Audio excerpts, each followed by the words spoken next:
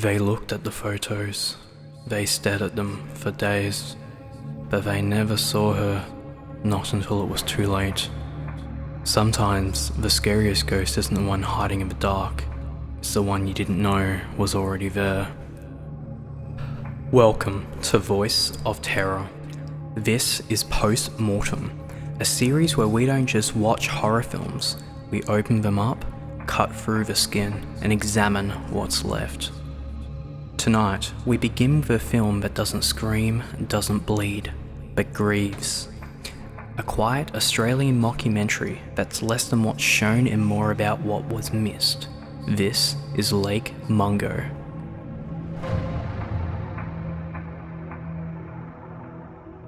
Lake Mungo is a slow-burning documentary-style horror film from 2008.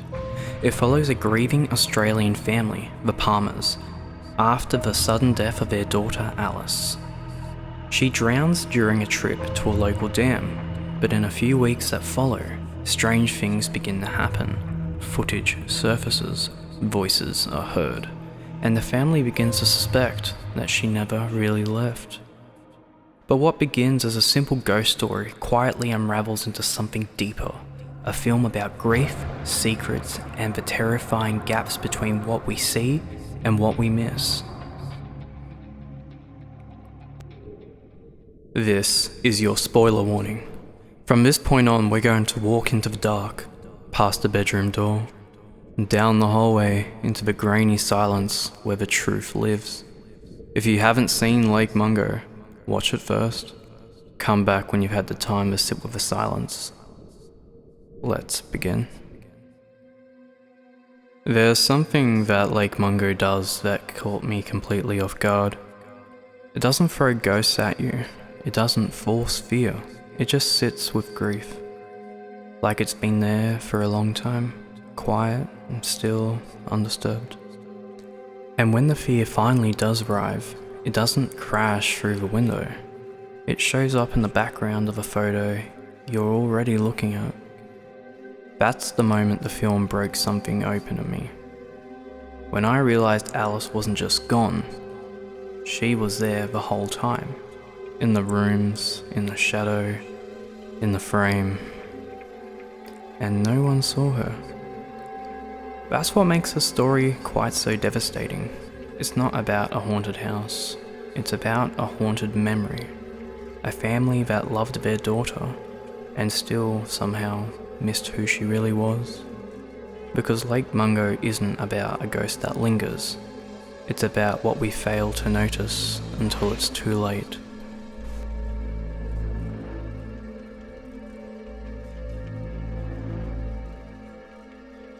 There's something in the film that feels cursed. Not the supernatural sense, but in that looping, inescapable fate kind of way. Alice knew. She saw her own death, not in a dream, not as a metaphor, but as a physical, rotting image of herself caught on a cell phone. Standing there, drowned, hollow-eyed, already dead before it happened. It reminded me of The Haunting of Hill House, that moment when Nell realizes the bent-necked lady haunting her was herself. It's not just scary, it's crushing. Because how do you escape a future you've already seen? Alice was carrying something the whole time. Maybe it was fear, maybe it was guilt, maybe it was the weight of knowing what was coming and having no one to tell. And here's the question I can't shake. How did she drown? The film doesn't answer that. It doesn't have to, because by the time we ask, the point isn't how. The point is, she was already disappearing. Some people don't die in water, they die in silence, in secret, in the space between who they are and who they pretend to be. There's a moment near the end of Lake Mungo where everything shifts. Not because of a scream, but because of a reveal. The family goes back. They revisit the footage, the photos, and this time, They see her, Alice, standing there, in frame, behind, watching.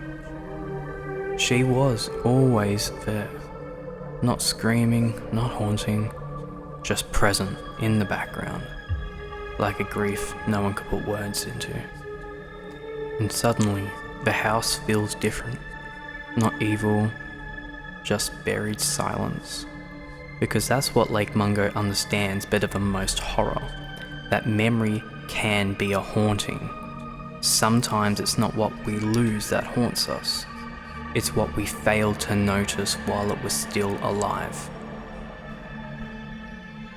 So let's break down the ending of Lake Mungo. What did it all mean?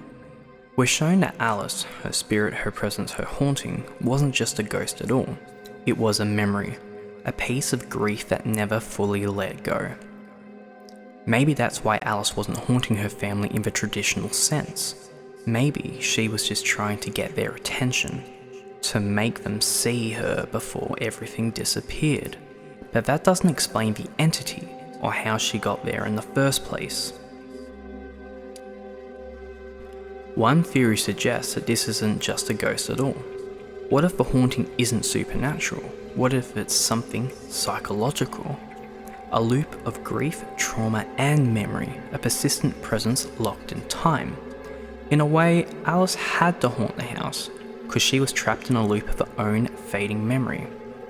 Almost like Skinamarink, it's a mental cage, a relentless repeat of her last moments. Another thought, what if Alice was more than just a presence? What if she was an echo, her body having drowned but her emotional impact continuing to exist in a photographic and filmic form?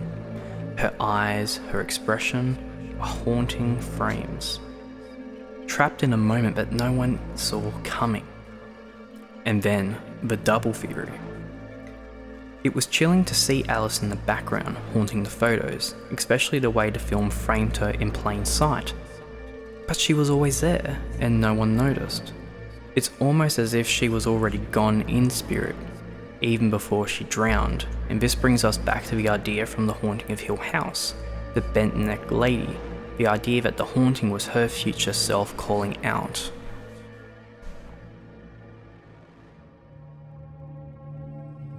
And finally, let's talk about the drowning itself. Was it an accident? Or was it something deeper? Maybe she saw herself drown in that photo, in the premonition and the trauma of that idea planted a seed that eventually became reality. What if it wasn't a supernatural drowning, but an emotional collapse? A drowning of the soul, a permanent suffocation by the inability to reach out or be seen, until all finally collapsed in on itself. But what are your thoughts though? Does the film push towards the idea of an emotional haunting, or does it leave us in the dark, teasing us with the horror of unfinished business? You decide. In the end, I think Lake Mungo isn't really about ghosts. It's about absence, and the pain of not truly knowing someone until they're already gone. Alice Palmer left behind echoes, in photographs, in blurred videos, in dreams and unspoken things.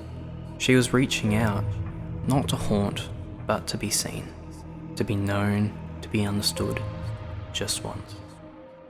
This film reminds me of how fragile memory is, how easy it is to overlook someone's pain when they're smiling at the dinner table, and how sometimes the real horror isn't death, it's realising you missed them while they were still here. This has been Post-Mortem here on Voice of Terror. If you've made it this far, thank you. We don't just cover horror here, we open it up, look inside, and sit with it. Not to escape the darkness, but to understand why it lingers. If you felt something here tonight, grief, fear, recognition, you're not alone. Until next time, sleep well, and look closely.